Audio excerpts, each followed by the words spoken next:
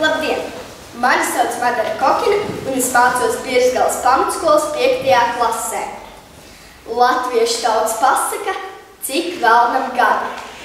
Reiz bijis kāds gudrs saimnieks, un pie viņa itin neviļus bija piepinies velns, un solījis tam 10 maisu zelta naudas, ja uzminēšot cik tam gadu. Labi, saimnieks nopriecājos, būs man laba peļņa, tikai šodien nav minamā diena. Citā reizē. Jaunedēļ satiksimies mežā, un tad es minēšu tavus gadus. Labi, 2. nedēļā, norunātā laikā, pašā pusnaktī, saimnieks aiziet uz mežu, ielien kokā un kūko kā dzēguze. Kuku, kuku, kuku. Velns atnācis, saņēmis rokas un brīnījies. Es pa 999 gadiem neesmu dzirdējis, ka šādā augstā laikā pašā pusnaktī dzēguze kūkotu. To sadzirdējis saimnieks, tumsā nolīdz no koka, apskrējis labu riņķi un pavisam no otras puses atsteidzies pie velna, elzdams, pūzdams. Gandrīz nokavējos. Nu nekas, gan jau vēl izminēsimies gana.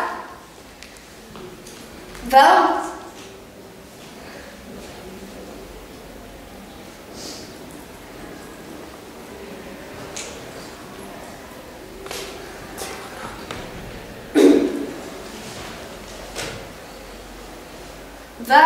Cienījamais Velna Lielskungs.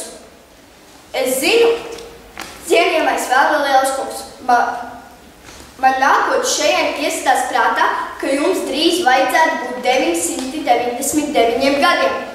Ak tu, kā varēji tik ātri uzminēt?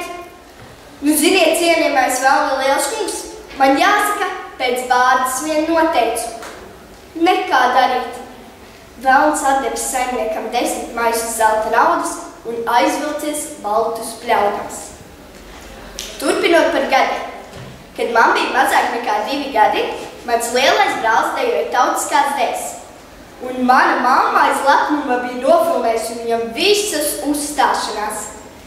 Tā kā man jau no tik maza vecuma ļoti patika dejot, tad katru rītu pamostoties es liku pieaugušajiem uzslēgtos video, un tā nu gan sākās mana uzstāšanās visas dienas garumā.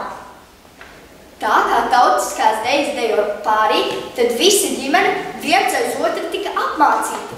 Gan mamma, gan tētis, pat Ome, kura nav īpaši aktīva, tika iesaistīta manā dejošanā.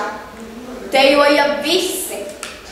Bet tagad es īsti nesaprotu, kad ir pagājuši nepilni 10 gadi un tiek dzirdēta viena no tām dziesmām. Piemēram, cūkas driķus, sīventiņi kāpostos. Tā visi no manis pa gabalu. Anekdote. Man ļoti patīk skatīties, kādu dejo. Tu ko? Bet es taču nedejoju labi. Toties smieklīgi gan. Ziniet, man bez dejošanas ir vēl daudz slēptu talantu. Tikai tie ir tik ļoti paslēpušies, kad es pati tos vēl nevaru atrast. Paldies!